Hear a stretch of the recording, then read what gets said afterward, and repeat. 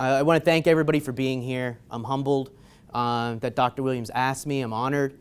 As I went to the website to learn about some of the other presenters that you've had in the past, there's CEOs on there. There's a lot of people that I know from being on the board on the Chamber of Commerce.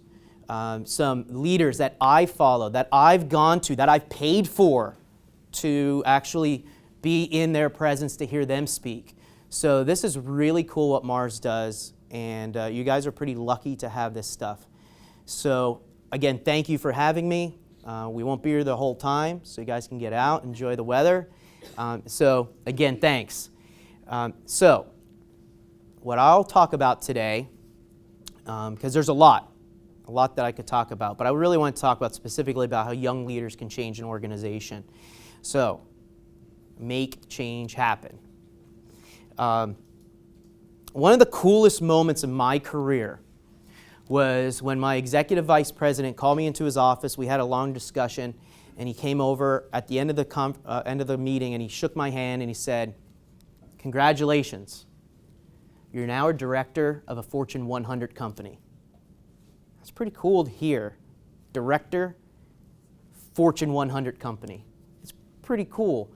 The other piece of it, right, immediately after, he said, "Oh yeah, and by the way, you're going to come in early on Friday because you're now part of my marketing team and my leadership team, and we have a meeting at 8 a.m. I'm like, "Oh, great. Thanks."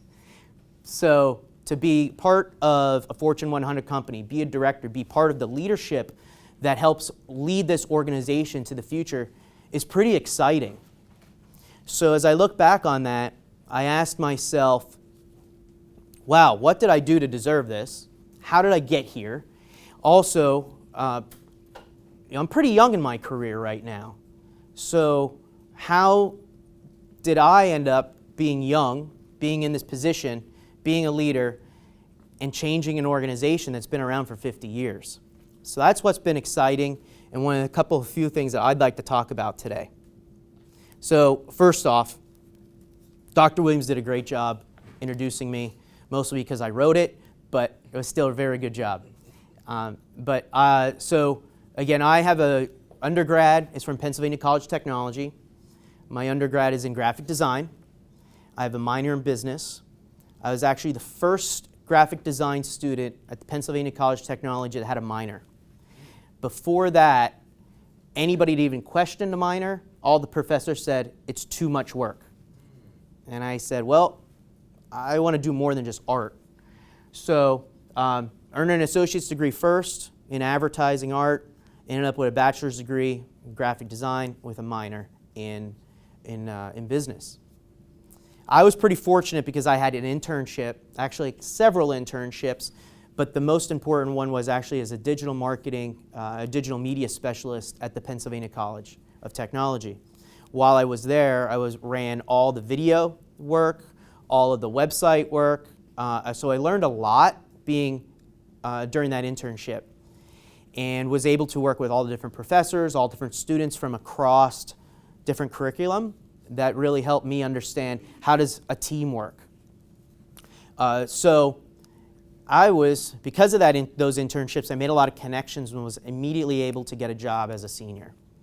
And I started at a small firm called Margin Point. We were an ad agency. My responsibilities there were to design websites, develop websites, a little thing called SEO, search engine optimization. You guys know what SEO is? No? Okay. So that's if you go to Google, you go to Yahoo, you type in great lectures, and Elizabethtown College pops up number one. Okay? It's how to do that. All right? How do we get everything on the website to make sure that you rank number one, number two in Google? Okay? People pay a lot of money for that. So we were one of the first companies doing that and doing it really, really well. So I learned a lot being able to do that. We also did analytics, web analytics. You guys familiar with Google Analytics? Yes? Yeah, I'm sure. As business students, you definitely need to be. So Google Analytics is one of the first things that we were working on. We were actually working on before Google Analytics. There was Web Trends is one of the other programs that we were working on. So there was a lot of analytics that I was also doing. But The reason I got that job wasn't because I was a graphic design student that knew all of these things, but it's because I had a business background. And I could get in front of people and talk about my projects. We're a really small agency. When I was there, we only had 12 people, and then eventually 8. So I was not only designing, developing, but I was managing my own clients, managing my own projects. And that was really important, being a small firm. So I was at margin point for probably only 6 or 8 months, and then we got bought out by a company here in Harrisburg called JPL. And JPL is a large communications marketing firm in Harrisburg. A lot of big clients. I know this is the Mars lecture, but dare I say I led all the strategy for Hershey Foods. So as Margin Point was acquired by JPL, one of the things that, again, they said, oh, you're a web designer, you're a web developer, but we want you for all your marketing experience. We don't have anybody here in the company that does SEO. We don't have anybody in the company here that understands email. We have nobody in the company here that understands analytics. But I said, I'm a designer. I want to design. Nope. Nope. You either have a job doing this or you don't have a job. And at 22 or 23 at that point, 22, I said, I want a job. So I moved to Harrisburg and ended up working for JPL for 11 years.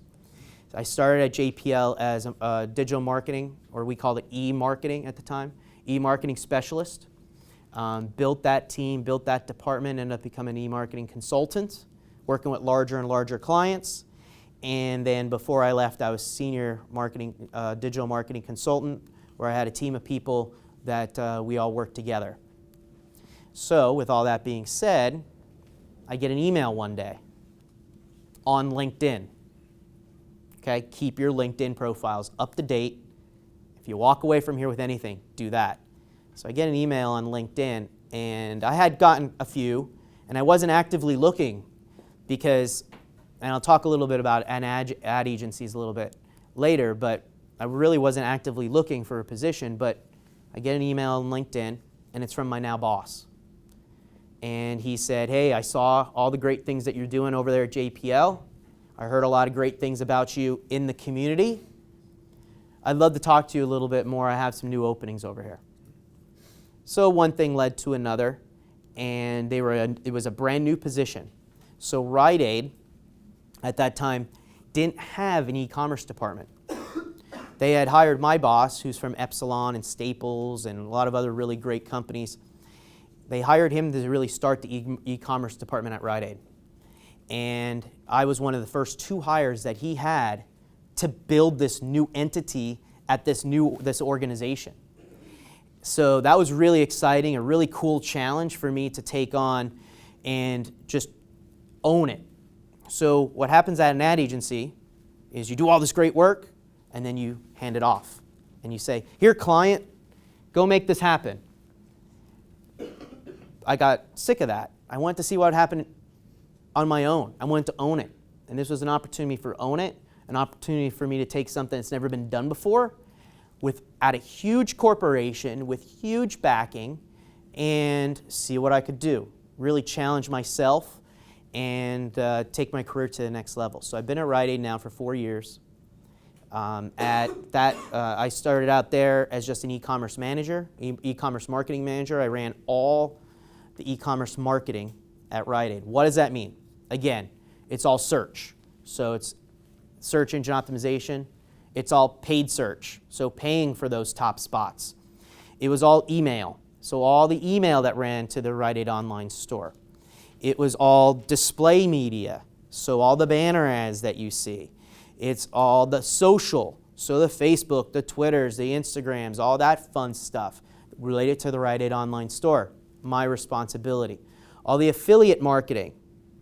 So that's the Ebates of the world, if you guys are familiar with them, or Retail Me Not. Hopefully you've experienced some of those affiliate partners that I have. All of that stuff fell into me, and I was a team of 1. So it's my responsibility to manage all of that, manage all the agency partners that I had that helped me with that, manage all these relationships. So apparently I've done a good job. And then about 2 years ago now,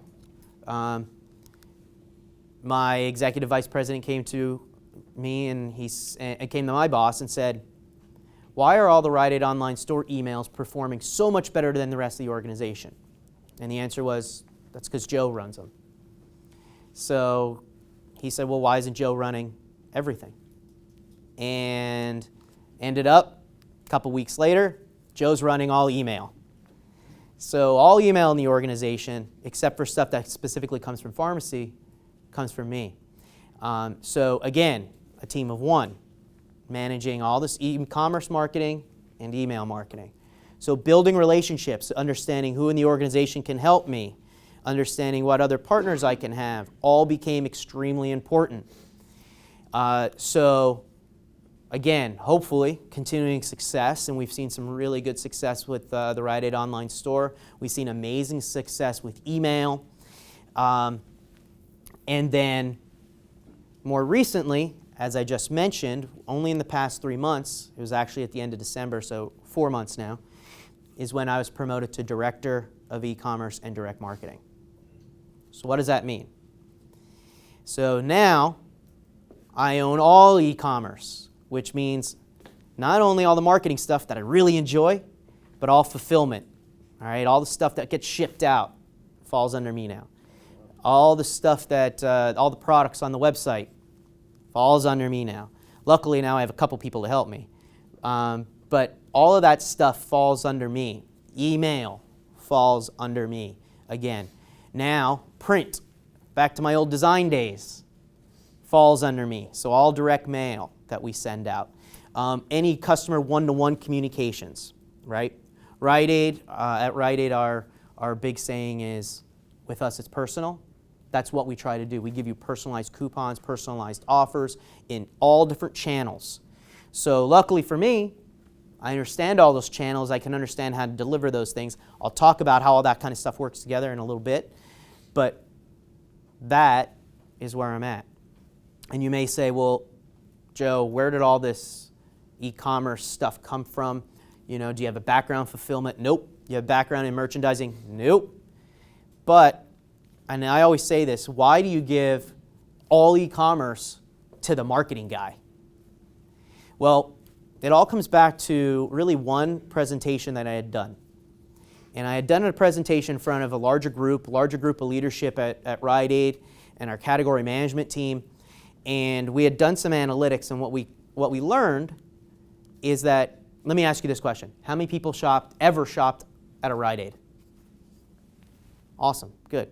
I'd like to see more hands, but that's good. All right. How many people ever shopped at the Rite Aid online store?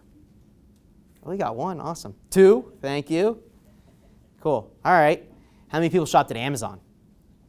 All right, all the hands go up, right? So why would you buy anything from Rite Aid if you probably can get it at Amazon, right? That's the question that we're struggling with. That's the question everybody's struggling with. So what's the answer?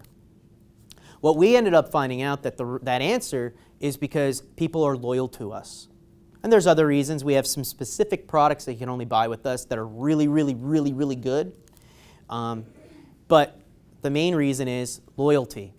People that are buying in Rite Aid, in our physical store, understands the importance of Wellness Plus. That's our loyalty program. And they understand that if I buy in our physical store, I get points towards every purchase I make. If I have a prescription, I get 25 points. Those points equal up. If I get 1,000 points, I get 20% off every single day that I go into a Rite Aid. And 20% off is really, really, really good. In fact, we believe it's probably the best. It's definitely the best in our segment, but it's one of the best around loyalty programs.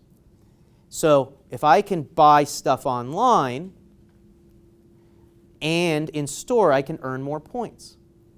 And the other thing that became really important, so this loyalty thing became really important, but the other thing that became even more important as we looked into the analytics was a lot of people were coming to our website on this.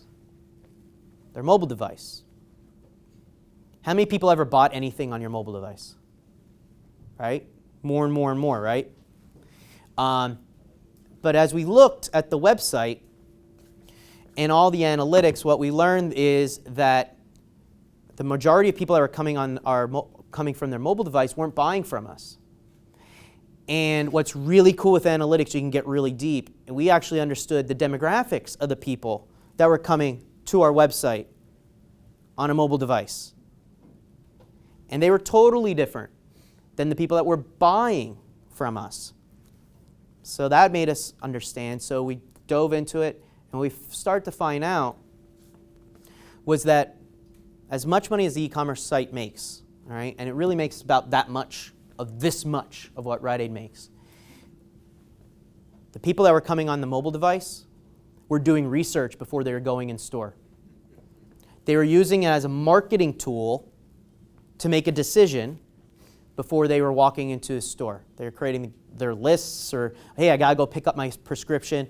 Does Rite Aid have, the toilet paper I need? Does Rite Aid have the shampoo I need? I'm going to go pick it up. Oh, it's buy one, get one free today. Oh, I'm definitely going to stop by. So that is why you give the e-commerce department to the marketing guy, because it's not about, there's a lot of work, but it's really not about driving revenue online for us. It's about driving revenue across the organization. So that was very exciting to know, very exciting to learn, and because of that, I'm now Director of E-commerce and Direct Marketing at Rite Aid. So you guys are familiar with Rite Aid, right? So Rite Aid, we're a health and wellness destination. We're a pharmacy. We're a place where you can get your prescriptions filled, as well as a convenience store to pick up a lot of your everyday items, everyday essentials, and we have really good deals on that. The most important part about Rite Aid is our loyalty program, which is called Wellness Plus. If you're familiar with Rite Aid, we just launched a new part of our Wellness Plus program called Wellness Plus Rewards. The main part of that is called Bonus Cash, which allows you to not only earn points like you normally would, but you can actually earn cash, dollars, towards your next purchase if you buy certain items. So it's a really good deal. So we've done a lot of great things. We recently have started talks with Albertsons.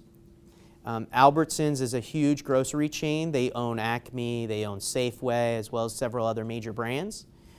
So we've had a lot of great conversations with them, and we're looking at a potential merger with them in the near future. Prior to that, there was an opportunity for us to an acquisition with Walgreens. That fell through, but Walgreens did acquire, and all this is public knowledge, they did acquire about 1,900 stores from us. So we still have 2,600 stores, Rite Aid does. Most of our stores are actually on the West Coast. We're very dominant on the West Coast, the Northeast, and if you come across kind of the Great Lakes area there. So we're still pretty dominant, and with this Albertsons partnership, we're very excited about what that means for us as an organization. The other thing that's important, I talked about all this other stuff, but some of the other things that's important to me before I really get into the juice is I'm on a lot of other boards. Dr. Williams mentioned this. I'm on the Chamber of Commerce, so I help out there. I'm on the marketing team there. All volunteer. American Red Cross, the Red Shoe Crew, which is a group of young professionals that help out the Ronald McDonald House in Hershey. And the most important to me is the Harrisburg Young Professionals. And I'll dive into that one at probably closer to the end of the presentation. But last year I was president of the organization. I'm still on the board of directors and hold a lot of responsibilities there. Very involved in that organization. And again, I'll talk about that a little bit more. Those are things that are passionate to me. I like to golf. I like to play soccer. I'm in an adult soccer league. I'm in an adult kickball league. That's always fun. So I'm active. I do a lot of different things. And if I didn't do all those other things, I'd probably go crazy. So again, it's informal. If you have any questions, don't hesitate to ask. So when Dr. Williams asked me to speak with the group today, as you hear, I have vast background. So I could have came in and talked about email. I've done that in the past. I could have came in and talked about omni-channel marketing and how somebody does research online and then goes in store. Could have talked about that. Could have talked about mobile marketing forever. I was actually just at a conference in Utah where I spoke about Amazon and partnering with Amazon, even though they're a competitor, but how do you partner with them? How do you use them? So there's a lot of different things that I could have talked about. But as I looked at what you've already heard, I'm like, let's talk about something different. Let's talk about leadership. And let's talk about how this group here can embrace change and change an organization, because this group here, you are our next leaders. And I still consider myself a young leader, and hopefully we'll all be working together someday. And here's an opportunity for me to give you some advice, give you some guidance, hopefully give you some encouragement, and talk about what the real world's like as somebody that's ambitious and wants to be a leader. So the important thing to understand is change is going to happen, right? The world's changing, change is going to happen. We look at retail, and look at how Amazon has completely changed retail, right? We saw, a month ago, Toys R Us is closing. Remember Toys R Us, right? Won't be able to go in those stores anymore. Anybody remember Radio Shack? Oh, yeah. All right. Is there any Radio Shacks around anymore? You look at how Amazon is completely changing retail, right? And the companies that are succeeding in retail are the companies that can evolve, the companies that can change, and the companies that can think differently. How is that happening? Young leaders are coming in with different ideas. It's really important to think about that. How are these companies evolving, right? What's the average age of a CEO? Anybody know? It's about 58 years old, okay? That's not that old, guys. It's really not that old. But it's other groups, a CMO is not significantly younger, it's about 52. But the people that are right on their heels, they're in their late 30s, early 40s. There's this gap there that's really exciting to hear about. And then underneath them are these other leaders, these new managers, these new people that are coming in that are changing organizations, the ones with different ideas, ones that see the world differently.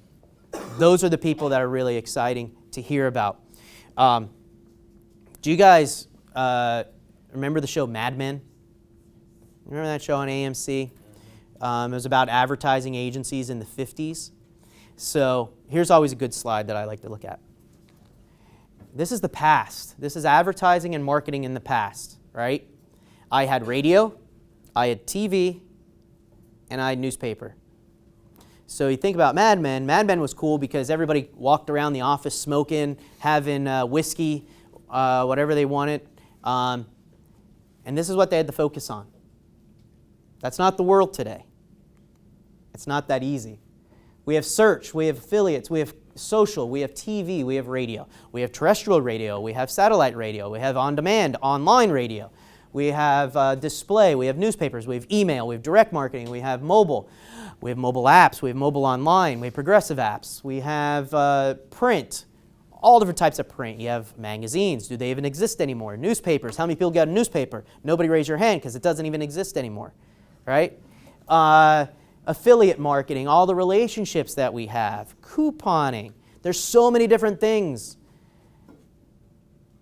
Nobody's an expert of all of them. But you can know a little bit of each of them. How many have a Twitter? How many have Twitter? Okay. How many have a Facebook? Ooh. How many have Instagram? How many have Snapchat? Okay. So I just named 4 social networks, right, that you are managing that is one more than what they had to deal with back then. And you're managing on your own, okay? So you guys know how to do that. And that's important. And you know how what you say on Facebook is actually different than what you're snapping, right? What's on Instagram is what you're saying differently on Twitter, right? What you post on LinkedIn is differently than what you're doing on all of them, right? You're managing all these personas about yourself. And how do you take all of that knowledge and make it work today? Does that remind you of anybody? All right? You sit on your mobile device, you have your tablet in front of you, you have your laptop in front of you. As you're watching TV, all of those devices are connected to the web somehow. We get it, right? Everybody in this room gets it. It's hard to explain this to other people, but we get it. That's important, right? This is how all this change happens. We lead it.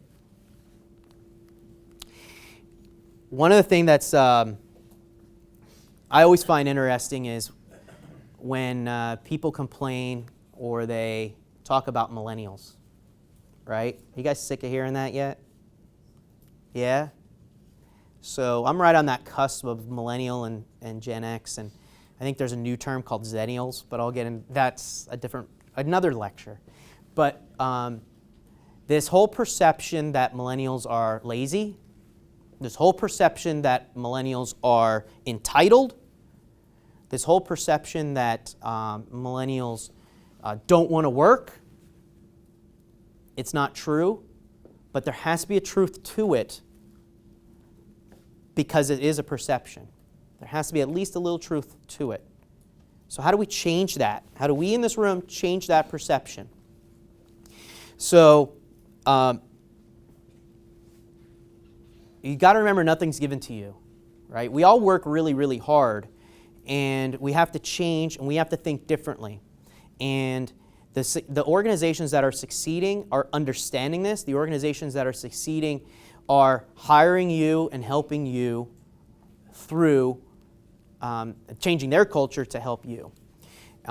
Again, the world is changing. We have to think of the world differently as an organization. You know, I could be on the phone or on Skype with somebody that's in California at the same time somebody's in New York while I'm in Harrisburg talking about a huge project that's going to affect a store in Atlanta, right? Or online or something like that. So I'm talking to 4 different major cities all at the same time. Again, couldn't have been done 2 or 3 years ago, less than how we easily do it now. And the problem isn't with the employees and these people that we're hiring. The problem is that organizations aren't adapting fast enough. And the millennials are the people that's really changing that. And so how does that change? We as an organization, we've got to change the culture. Okay, what does that mean? I remember day one when I walked into Rite, right? Day one. And I said, how do I get my email on this thing? And the secretary looked at me and she said, you want to do what? I said, I need my email on my mobile. How does that happen? And she said, why would you want that? I said, so I have my email, so I can access my email. She goes, well, then everyone's going to contact you all the time. I'm like, well, that's the purpose. That's why I want it. That's what we're used to, right? We're used to people contacting us all the time. My day doesn't end up at 5 o'clock. If I have to get somewhere at 5 o'clock, I have to leave Rite Aid at 4:30 because the parking lot empties at 5 o'clock.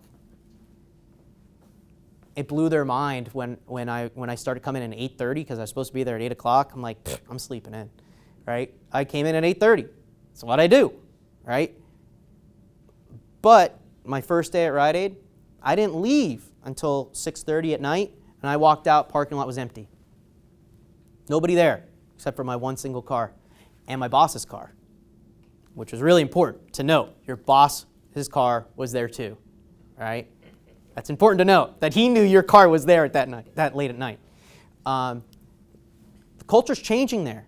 We see people working later, right? And it's not because they have to, it's because they want to. There's more excitement in what's going on. They want to. Not because we have to, but we want to. Right? There's a passion. There's an excitement that we've never had before. And that, I hope, is based on all the great things that young leaders in the organization are doing. Okay? Our CEO said to a group of us a couple weeks ago, he said, on a Saturday afternoon or a Saturday at night, I don't want to drive past here and see the lights on. You should be at home with your families. You should be at home, having fun, out. Get away from this place. Take a step away. But we still want you to work hard.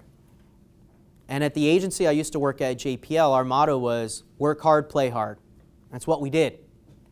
And the cool thing about being a new leader and being young and moving into the workforce is that we get it.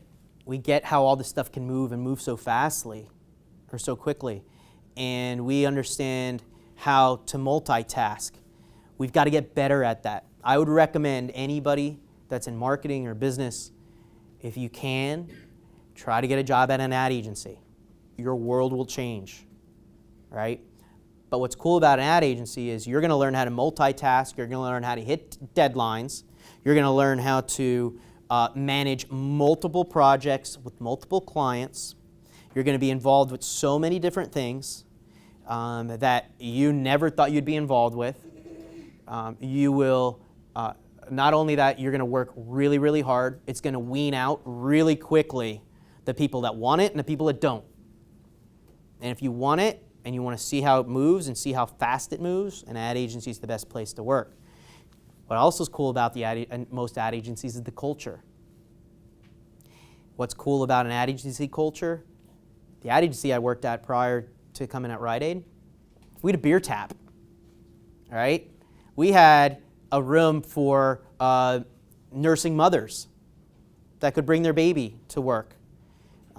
We would have great celebrations. We had our own soccer teams. We had our own kickball teams. We had our own dodgeball teams that was competing, right? We were a family. We wanted to stay late because my best friends worked there. I'm in a band. The two guys in my band with me, we all worked at the agency together, right? We were a family. We still are a family. And I'm really close to everybody that still works there. And that's important. We built that. And I wanted to go to work. It was exciting. I had a passion. But I'm also moving really, really quick. We get that here, right? So it's important for organizations to change their culture to understand us. But that doesn't mean that we can't work and we can't work hard. We just work differently, right? We have to have a purpose. If I'm going A to B, I have to have a reason to go to B. And that's important to us. And if your organization that you work for when you're done here can't accomplish that, you need to make that happen. When I first started at Rite Aid, we have these walls about this color. I didn't stand it, so I went in, changed my office all around, and my one whole side of my office now is all band posters, right? So you walk into my office, and as you turn around, you have this huge, colorful wall. That's fun. People come in my office, they enjoy it, right? So those are the type of things that's really important. The other thing that's really important is about understanding what you're good at. What does that mean? So I talked about being an art major. I loved art, still love art to this day. But I was really hired at Margin Point because of my business background. And then when Margin Point got acquired, I raised my hand. I want to be a designer. I want to be a designer. No, Joe, we want you to run this area over here. Okay, marketing. I took a step back after I was offered that position. I said, what am I really good at? Am I good at design or am I good at marketing? And as I took a step back even further, I said, I did really good in college, but maybe it wasn't because I was such a good artist. Maybe it's because I could explain to everybody how good my art was. right? This is the best piece you'll ever see, and talking it all up, right? That's why I did good in school. It's because I could talk my way through stuff, right? I still think I'm a good artist, but I'm a much better marketer than I am an artist. Understand what you're good at is really important. Look yourself in the mirror. You can also have a passion about what you're good at. That's where things get really fun. When you have a job that you enjoy going to, you know you're good at it, people tell you you're good at it, and you have a passion for it, that's really exciting, and that's really, really fun.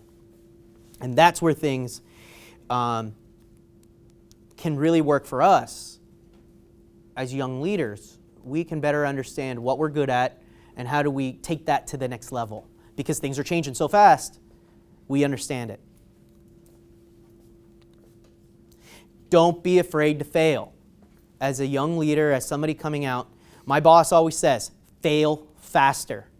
What does that mean? It's okay to fail. It's okay to try new things.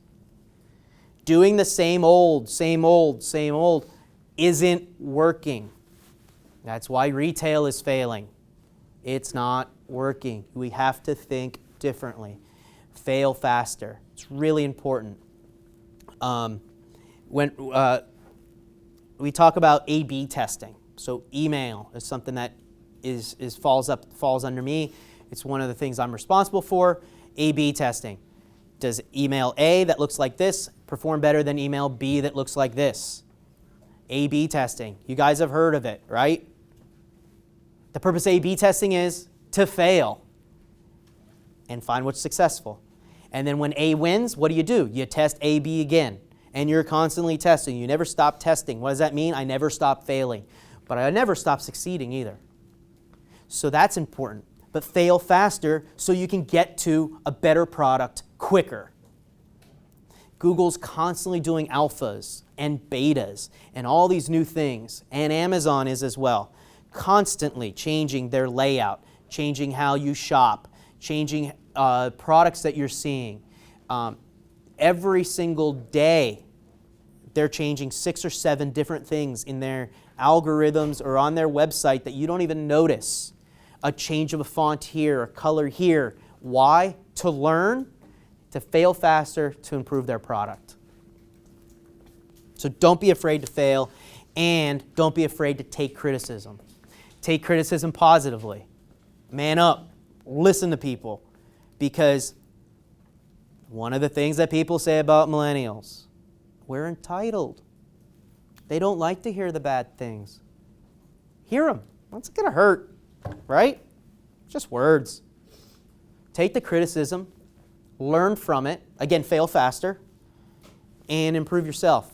Improve your leadership skills, improve what you're doing, and take that criticism. Sometimes it's going to be tough, and you're not going to want to hear it. Sometimes they're going to say, you know what, Joe, we don't want you to be an artist. We want you to be a marketer. They're telling you something. They're telling you, potentially, in my case, what you're really good at. So that's important. Take criticism and take it well. Ask why. That's important. Question everything. Come at the problem at a different angle.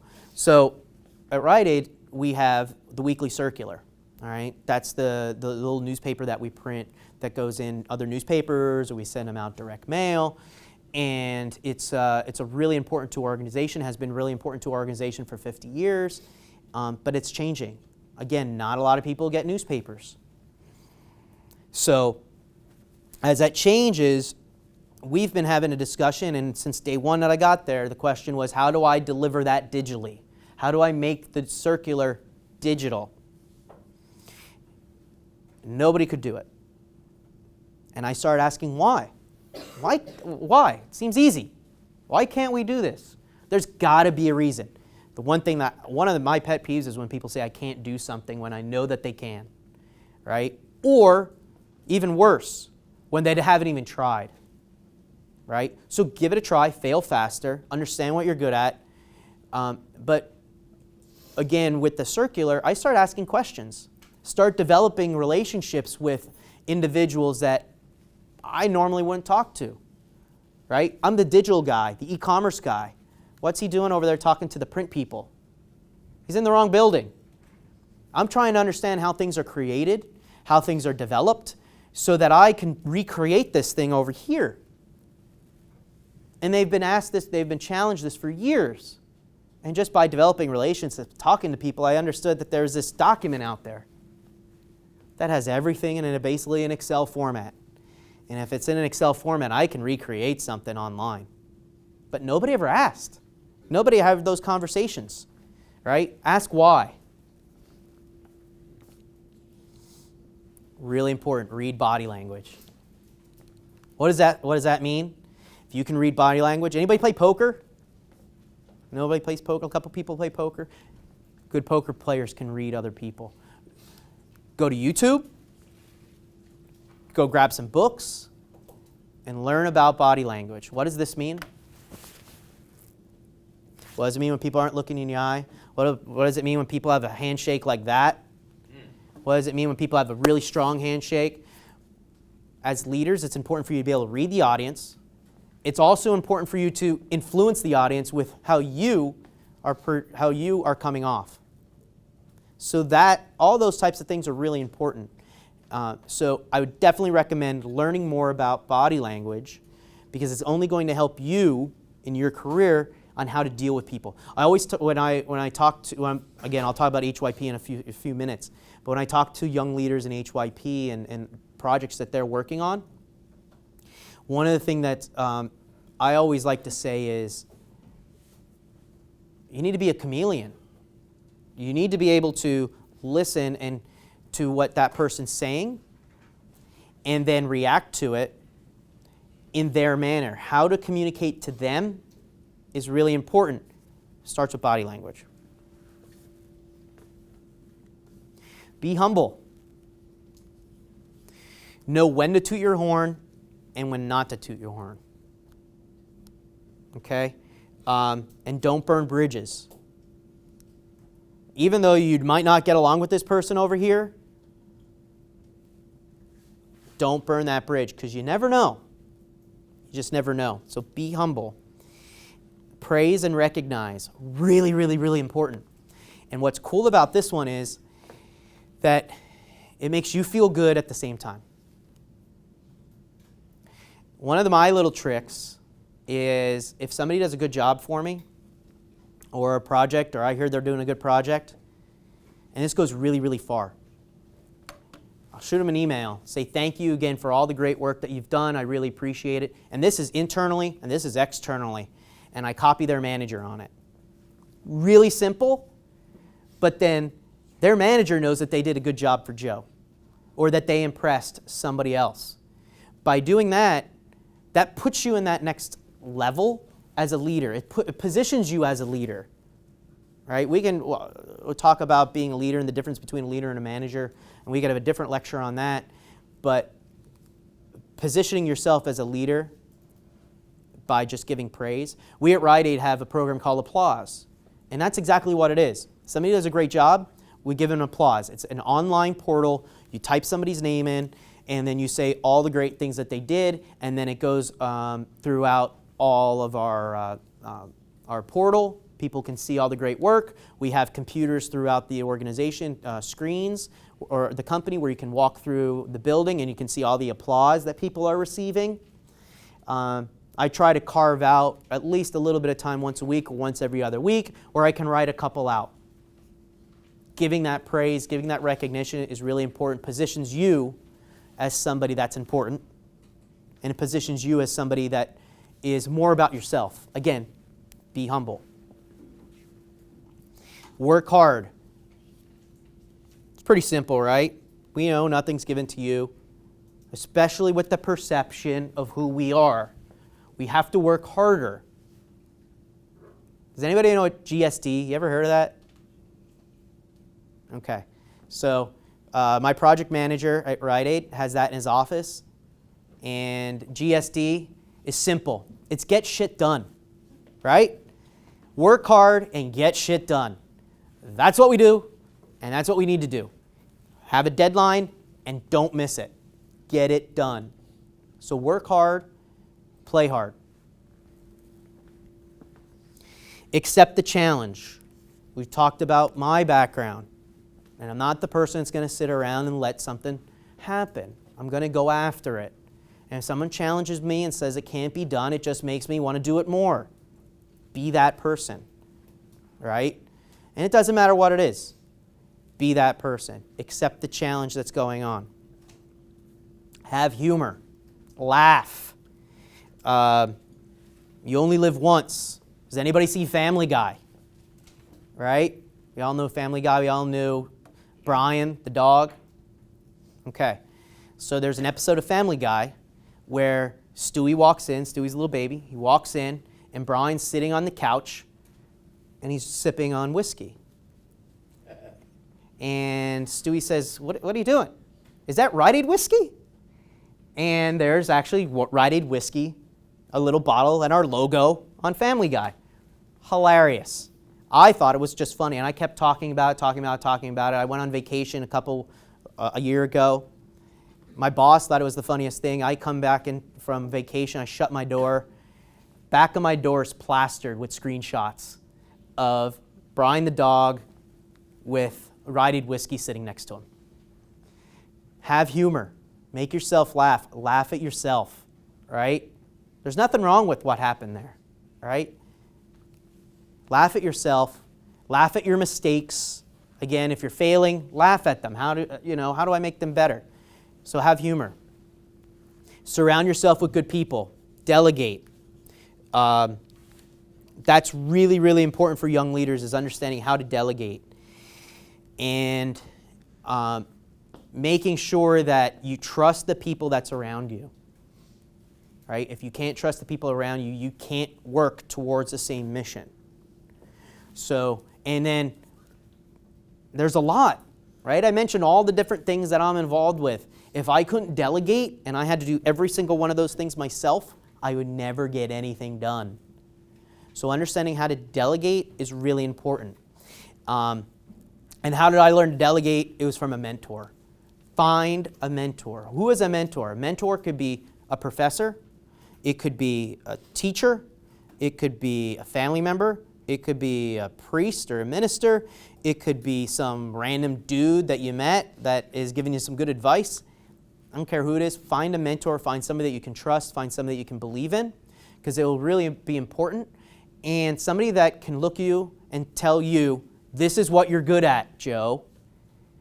Even though I know you like this, this is what you're good at. Find somebody that's going to be able to do that. That's who a mentor is, and you should definitely find somebody. What was really important to me was my mentor was my boss in college. So I was a student ambassador, and Mr. Schumann was in charge of all admissions. And then I reported up to him. And when I was at JPL, one of the questions I had was, I want to go back and get my MBA. And my boss at JPL basically said at that time, it's a different world now, but at that time said, I don't see any value in you getting an MBA. You know everything. There's seminars out there that can teach you this stuff. What's the value in it? So I struggled with that and ended up going up to college, to visit some friends. Sat down, said, Mr. Schumann, do you have a few minutes? Can I come to your office, talk to you? Yeah, come on in. And I talked to him. I knew he had a master's, but I wanted to get his background. Should I do it? Help me make that decision. He didn't make the decision for me. He helped me make that decision for myself.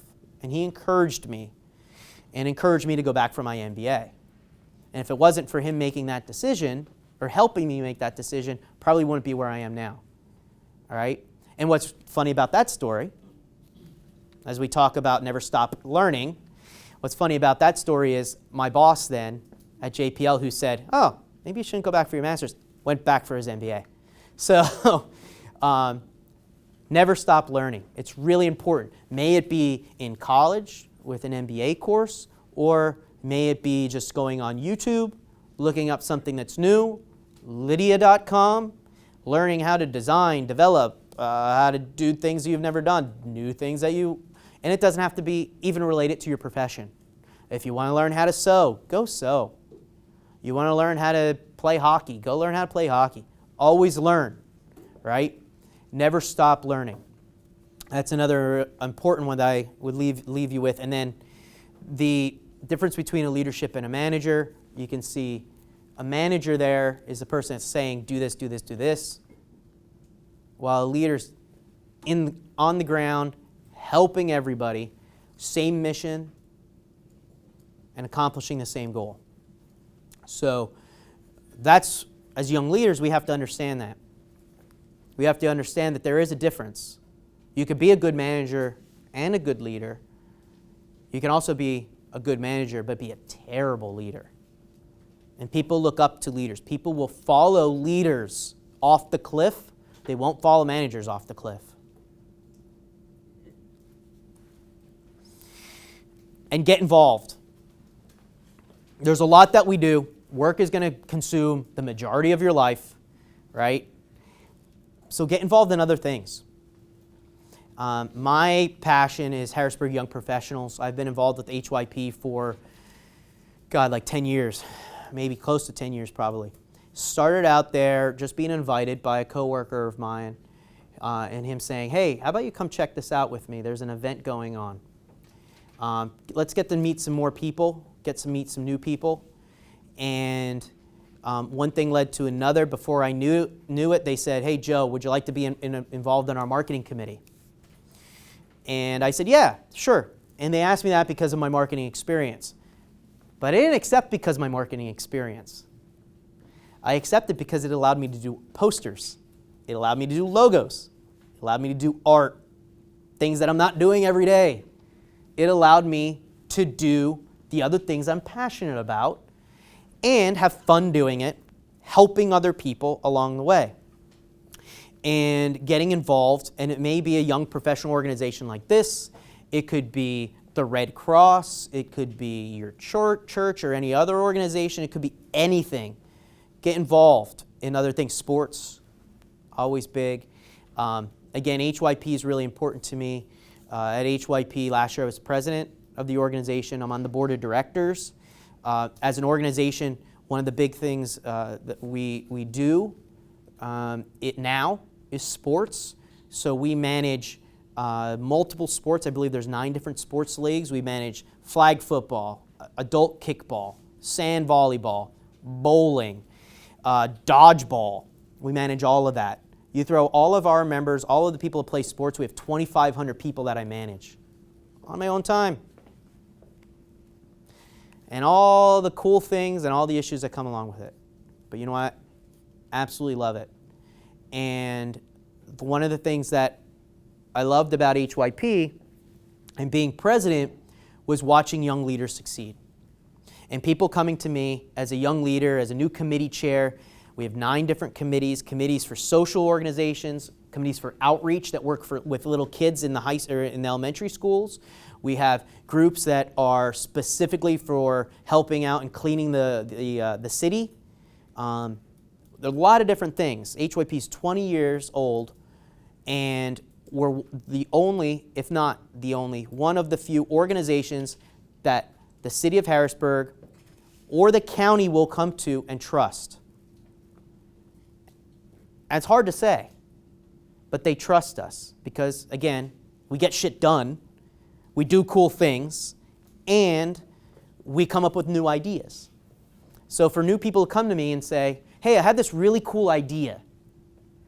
I want to help a local pet shelter, and I want to help them adopt puppies. All right, how are we going to do that? We're going to have this cool, I've already talked to this local restaurant. We're going to have drink specials. We're going to call it Puppies and Pints. We're going to bring all the puppies to a bar, and we're going to let people adopt. We had 9 puppies adopted like that. Isn't that a cool idea? And if it wasn't for me saying, yeah, go do it, it wouldn't have been done. All right? And so that's a cool thing. And to be able to see an event like that be super successful and change an organization, change a life, that's exciting and that's rewarding. So as you look, get involved, find those things that are fun, find those things that get you involved. And we ask the question, is leadership something that you're born with? Is leadership something that you can learn? And I believe it's a little bit of both. And first off, by you guys being here, even if it's required for your class, is the first step, right? Listening today, not texting while I'm talking, even though you are allowed to. Having those conversations is the first step in being a young leader, right? Changing perception is really important. You can learn it. Some of us are born with it. You know, I started out as a Boy Scout. Then I was in charge of, in high school, I was captain of the soccer team. I was editor of our yearbook. When I was in college, I swore that I wouldn't get involved because I was so busy in high school and I needed to focus on grades. Within weeks, I was involved in the residence halls, and I was president of residence halls for 2 years, and just kept getting involved in more and more. It's kind of in my DNA. And when I say that, I learned leadership pretty early. I mentioned Boy Scouts. I learned leadership pretty early. My grandfather was my scoutmaster. And he wasn't my scoutmaster because, well, he wanted to be, but he was also my scoutmaster from necessity. We were only about 12 boys left from a troop that had hundreds at one time. And it kept dwindling because we didn't have any leaders that were stepping up as parents or anybody else stepping up and say, I am the person here that's going to help these boys at the time, these boys accomplish something. So my grandfather came in and said, I was an old Boy Scout. I'm going to get all my old buddies together and we're going to make this happen. So a little bit of my DNA in me, but I've also learned it by those type of actions. And one of the things that always stick with me that he told me was, if you can change the life of one person, you can change the world. And that's really true, right? Just think of Puppies and Pints. Think of all those other things. Like, you're really changing the life of one person, but you're changing the world for something positive. So it's really important to think about. And as I leave and as we close up, and if you guys have any questions about anything specific, anything else, marketing background, I'll be glad to have any of those specific conversations. I say this. I say, go out there and be a leader. Make change happen. Right? It's not going to come to you. Understand what you're good at. Impact change. Change a person. Change an organization. Change the world. Make it happen. Get shit done. And do it. All right? So again, thank you again for having me. If you guys have any questions, I'll be glad to have them. But thanks again. I appreciate it.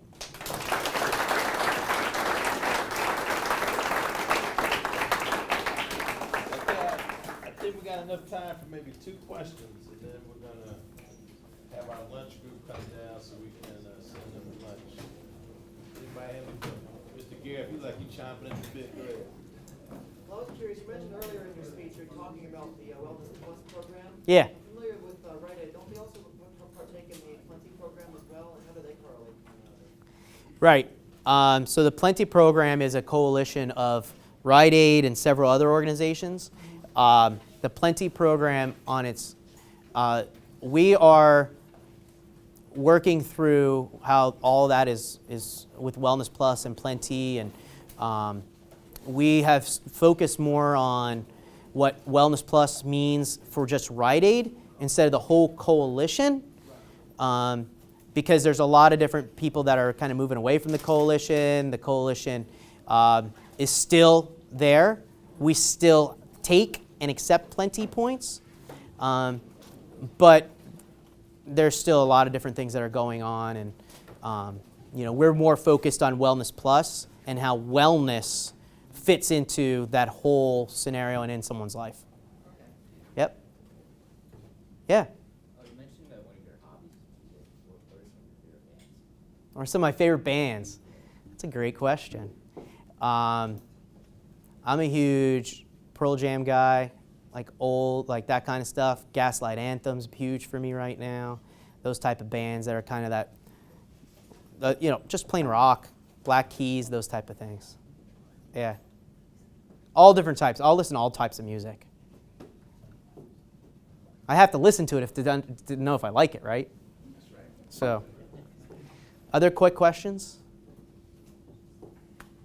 All right. If not, thanks, guys. I appreciate it.